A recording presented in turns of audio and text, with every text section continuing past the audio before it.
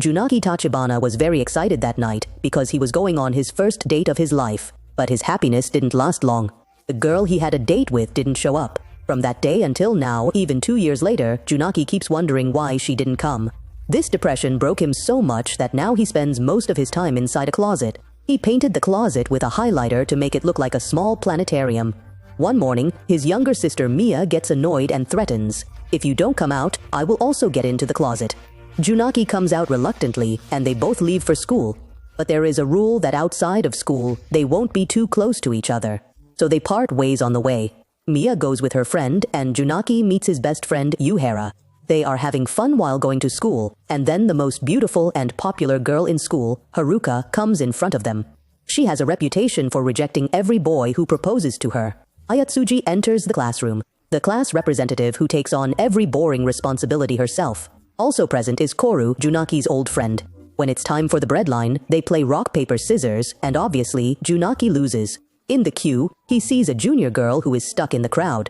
Junaki immediately helps her and brings bread for her. This small act of kindness doesn't escape Haruka's notice. In that moment, Junaki feels like maybe fate is giving him one more chance. In the library, he meets Haruka again.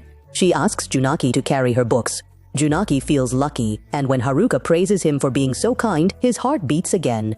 He feels that perhaps he can fall in love again. Days start passing by, and Junaki's hope begins to dwindle. But one day, while playing the quick frog game, Haruka jokingly climbs on his back. Her laughter and childishness awaken a new feeling in Junaki's heart. Then one day, Junaki asks his sister Mia why she ignored Haruka. Mia angrily says, "You're just after her for her body." Junaki tries to explain, but his sister's words hurt his heart. A little while later, Junaki sees Haruka alone. He gives her a hand warmer. Then Haruka jokingly asks, "Do you like me?" Hearing this, Junaki gathers his courage and confesses to her. But Haruka directly says that she likes older boys. Junaki's heart shatters, and he retreats back into the closet to hide. The next morning, Junaki's face looks dead. The class representative sends him to the infirmary. There he meets Haruka again, who herself couldn't sleep due to watching late-night shows. They talk normally, and Haruka also apologizes for not considering his feelings. Junaki says that friendship can remain. Then the conversation turns to what kind of guy Haruka likes. Haruka casually says, "Tough but charismatic." Hearing this, Junaki decides that he will change himself to be like that. In the next class, during physical education, Junaki starts wrestling practice with his friend. He thinks that this is the way to impress Haruka. And then Haruka enters the gym. She shows interest in joining, but her friend Hibiki refuses. But while exiting, Haruka casually says, "Let's go home together." Hearing this line, both Junaki and his friend are shocked. On the way, they talk about why Haruka is so popular. Haruka and Hibiki both overhear, and the story of past rejections comes out. Junaki becomes depressed because he feels confessing would be useless. Still, when Haruka comes forward the next day, Junaki behaves normally as if nothing happened. Seeing this, Mia gets angry and runs away, ignoring Haruka. Junaki's heart was still filled with confused emotions for Haruka. Sometimes he behaves normally for her, sometimes he becomes a completely different person. This was the reason his sister Maya got angry. She directly asked Junaki, "Why do you change so much when Haruka comes and ignore me, becoming a different person for her?" Maya immediately pours water on him as a form of punishment. At that moment, Junaki realizes that perhaps he is truly hurting his family because of his feelings. In the next class, Junaki was also lost in his own thoughts. Thinking about Haruka, his mood swings just wouldn't end. Then his friend Kawaru throws a paper ball at him to bring his attention back. But this small act turns into a full paper ball fight. The regent teacher punishes both, and when Kawaru goes off for work, all the punishment work falls on Junaki. At this moment, Haruka comes and casually asks for a girl's swimsuit. Junaki doesn't have it, so she pulls him to the pool area. There, Haruka takes a swimsuit from a club member. But when Junaki stands in the corner, the girls from the swimming club mistake him for a stalker. Just then, Haruka comes and clarifies, "He's with me." Her one word made Junaki's heart leap again. After leaving the pool, Haruka, tired of strict Hibiki, says let's go to the library. There, they look at books about cute animals. When Junaki goes to find a book, he bumps into Ryoko, who is searching for a book on dieting. During this small delay, Haruka falls asleep on the library table. Junaki silently watches her as she sleeps. At that moment, Haruka looks completely different, so innocent. Haruka wakes up and sees that Junaki has brought cute animal books for her. Then Junaki gathers his courage and confesses again. Haruka is a bit shocked because she didn't expect him to say it again. Junaki immediately says, "If it bothers you, I will never say it again." But Haruka softly says it doesn't bother me. Upon hearing this, Junaki openly says that he will always like her. Haruka blushes, unable to say anything, and with a small smile, gives him a sweet kiss on the forehead, saying his fur and eyebrows look cute. She is impressed that he thought of the perfect spot so quickly. Then she softly says, "You can kiss me anywhere, just not on the lips." Junaki feels a bit discouraged, but then a naughty idea comes to him. "Why don't I kiss you behind the ear like a puppy does?" Haruka blushes and nods yes. Junaki kisses her there, but can't stop. He starts to go a little further up to the thigh. Haruka immediately stops him and says, "That's as far as you're allowed to go." For Junaki, it becomes an unforgettable moment. At night, Junaki is so happy that his sister is shocked just by looking at him. The next day, he repeatedly asks Haruka if he can kiss her again. Haruka gets irritated and seeks advice from her friend Hibiki. Haruka tries to hide her feelings and says, "A puppy wants to kiss me repeatedly." But Hibiki gets it all and casually says, "If you enjoy it, then why stop him?" Every boy wants to pamper his girl. After this advice, Haruka starts to go with her emotions. The next day, she herself jumps on Junaki's back as a sweet sign that she no longer wants to ignore her heart. Junaki's happiness was beyond words. They both go to the cafeteria and eat, but Haruka says the usual menu has become boring. Then Junaki thinks maybe it's time to do something special for her. Junaki brings ramen for Haruka to impress her. It seemed like a bit of a boring option, but a quirky idea pops into Junaki's mind. Why not turn it into a role play? Haruka likes this idea. She acts like she's a kidnapped girl with her hands tied and has been hungry for days. Junaki shyly feeds her, and the students in the class start whispering as they watch them, like people smile at a cute couple. Haruka can't help herself and blushes. Hibiki casually says, "Leave them alone. It's wrong to disturb those in love." At night, Haruka remembers the lunch and blushes. Somewhere in her heart, feelings for Junaki start to stir. The next day, Junaki is waiting for Haruka outside the school, but his sister Mia comes and drags him for Christmas shopping.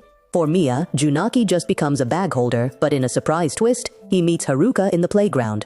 Junaki hands all the stuff to Mia and sets off with Haruka. They play arcade games, have fun, and then Junaki takes her to the park.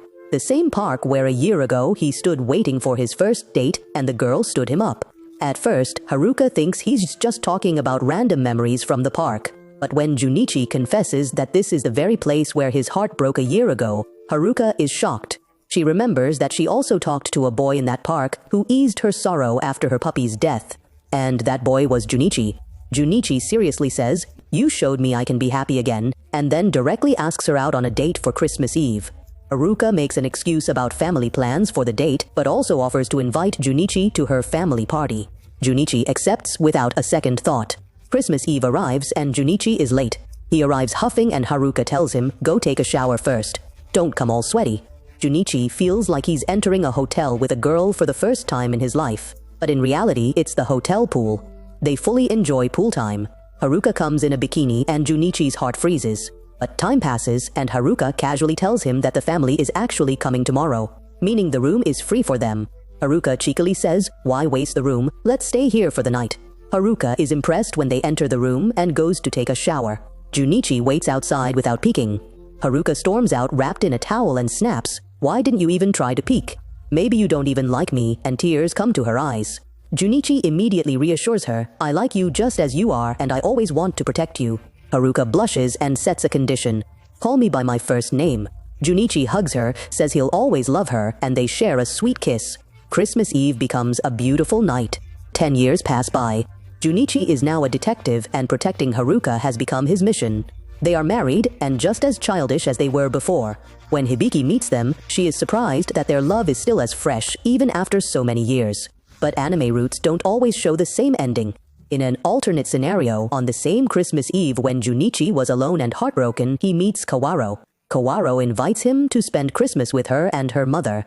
Nowadays, they are both best friends. Kawaro is famous for her naughty and tomboyish personality. One day, while joking in class, she bites Junichi's ear in front of everyone, teases him, and then knocks him out while fighting. Junichi wakes up in the infirmary to find Kawaro by his side taking care of him. Even though she played the prank, Junichi realizes that deep down Kawaro genuinely cares for him. Junichi and Kawaro get lost in old middle school memories. After their conversation, Kawaro casually tells him to meet at the flower beds behind the school in the evening. A thought immediately comes to Junichi's mind. Is she going to confess her feelings to me? But then he starts thinking to himself that Kawaro would never do such a thing. And he starts imagining all sorts of strange scenarios. Evening comes. Junichi arrives there but is met with disappointment. Kawaro is not alone. In fact, she had called Junichi for her friend Tanaka. She was having a problem with a boy and Kawaro wanted to hear a boy's perspective. Junichi listens patiently and offers a simple solution. Go directly, clear your emotions, write a letter, and tell the boy the truth. Kawaro is a bit surprised at how trustworthy Junichi seems. Then, on the way home, Kawaro mentions she doesn't have her job's uniform with her. Hearing this, Kawaro feels a bit disappointed but secretly keeps thinking about her emotions. Then the moment arrives. An accidental kiss. Kawaro playfully brings his face close and accidentally their lips touch. The first kiss. Both become awkward. Kawaro laughingly says it doesn't count, it was just an accident, and runs away. Poor Junichi remains confused. Then another twist comes. Junichi calls her to the library to take revenge. The plan was simple, it was tickling. But the situation changes. Junichi becomes a bit bold and jokingly gives a small kiss on her belly button. Kawaro initially doesn't resist. Instead, she wants Junichi to become a bit more manly. But when it becomes too much, Kawaro jokingly starts to suffocate him with her sweater. Both leave the library laughing as if nothing happened. And then Kawaro decides that since she has some free time, she'll go to the park with Junichi. Junichi and Kawaro were walking leisurely when two small children approached them. Their shuttlecock had gotten stuck in a tree. Kawaro immediately understood that help was needed. She tells Junichi to bend down a little and then climbs onto his shoulders. Junichi's heart starts pounding. His cheeks turn red because Kawaro's warm thoughts and gentle touch are brushing against his neck. In that moment, he can't figure out whether it's harder to get the shuttlecock down from the tree or to control his emotions. Junichi stands up straight and Kawaro makes a small jump to retrieve the shuttlecock. The children excitedly shout that Oni-chan is so cool. Kawaro just smiles and gives the item back to the children. But checking the time, she remembers that she's getting late for work. Before leaving, she promises that next time they will come at the proper time. After she leaves, Junichi can only think of one thing. I've never seen her so cute. But as she's leaving, a twist happens in Kawaro's heart. On the way, she spots her mother on a date with an unknown man. Kawaro's heart is shaken. She becomes shocked and tears start flowing from her eyes. The next day, Junichi notices that Kawaro is not in class. A thought immediately comes to his mind. Is it because of the library incident? His mind just can't focus elsewhere. He asks Tanaka too, but he doesn't know anything either. When the teacher calls Kawaro's house, the truth comes out. Kawaro hasn't gone home since last night. Junichi had only one option left, to leave school and find her. He goes to all the places where they had been together before. In every corner, he remembers their memories. Meanwhile, Kawaro is sitting on the beach, crying. The children from yesterday see her and assume that Junichi might have hurt her feelings. When they see Junichi, they scold him and tell him that Kawaro is at the beach.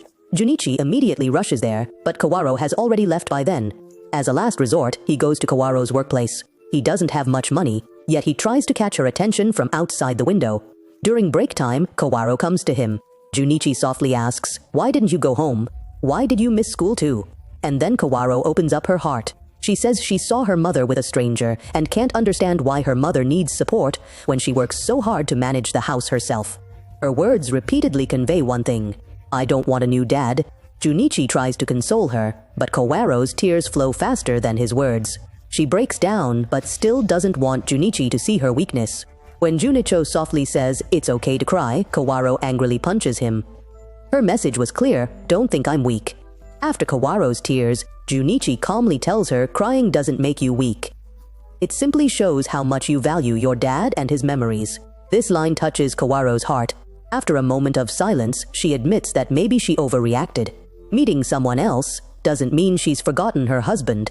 After understanding a bit, she calls her mom, and hearing her voice eases Kawaro's tension. Junicho, who had gone looking for chocolates that day, quietly hands her favorite chocolate to her and leaves in a cool style without saying anything. But his heart is not at peace on the bed at night. He keeps thinking if Kawaro is just a friend or something more. His thoughts become so heavy that his face turns red and he literally faints from his own imagination. The next morning, Kawaro comes to school and everything seems normal. But their classmates Yumahara and Tanaka feel there's something special going on between them. They plan a love trap. Yumahara pretends his finger is cut and sends Junichi to get a band-aid. When Junichi goes to the infirmary, Kawaro is there in her waitress uniform.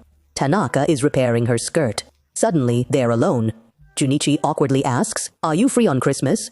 Kawaro casually replies, "No, I have plans." Junichi's face falls. But Kawaro quickly adds, "Plans with you, idiot. You didn't say anything, so I invited myself." Junichi's tension instantly disappears. Christmas Eve. Kawaro stands in front of her wardrobe, thinking, what should I wear? Should I wear fancy panties? She becomes late due to overthinking. Waiting on the ground, Junichi wonders for a second if he's been stood up again. But finally, Kawaro arrives. Junichi shows anger. "You scared me by being late." Kawaro simply smiles and says, "I will never leave you." The date starts and Kawaro insists that she wants to climb that tower. Junicho, who gets scared of heights, tries to talk her out of it, but Kawaro grabs his hand and literally drags him along. The final test is standing on the glass floor. Junichi panics, but Kawaro holds his hand and says, "I'm here." Snow begins to fall, and in that magical moment, Kawaro expresses her heart, saying she always wants to be with him. Juniko feels guilty that Kawaro confessed first. He also quickly confesses his feelings and they share a warm Christmas kiss. The night grows long and the buses stop. Junichi insists,